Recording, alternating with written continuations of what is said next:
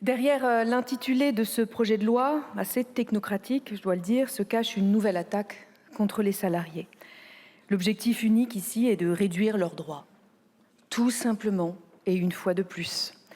Avec cette réforme, vous allez frapper beaucoup de monde. Les moins de 55 ans perdront 3 mois d'indemnisation, mais le summum est atteint avec les salariés en fin de carrière.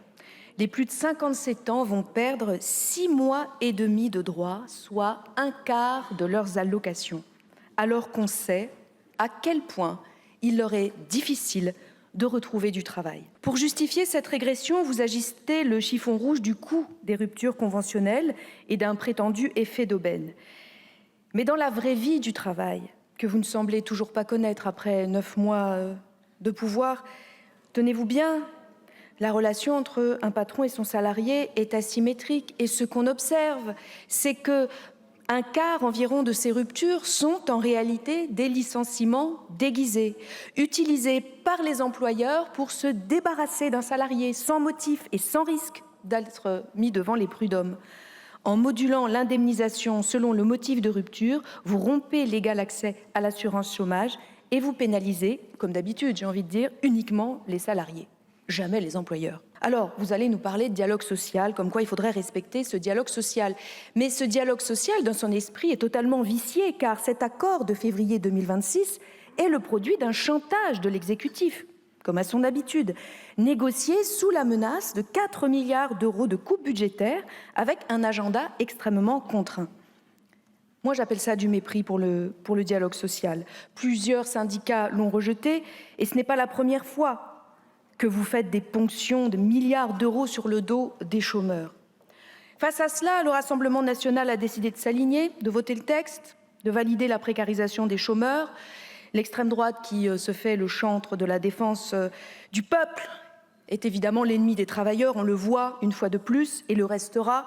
Cette imposture a été récemment à nouveau démasquée grâce à votre champion Bardella, qui a bien tenté de faire tomber le masque sur la réforme des retraites, puisque maintenant vous vous alignez sur la proposition d'Emmanuel Macron de 2019. Donc on est loin de vos grandes idées sur les retraites. Maintenant, effectivement, vous avez tombé le masque. Vous rejoignez Monsieur Macron. Faisons preuve de davantage d'inventivité, chers collègues, car d'autres leviers existent. Faisons contribuer les employeurs, taxons les branches qui abusent des ruptures conventionnelles, cessons de ponctionner les caisses de l'Unédic tout en refusant les licenciements boursiers de groupes ultra profitables. Oui, le chômage augmente, c'est cela votre bilan, la pauvreté aussi.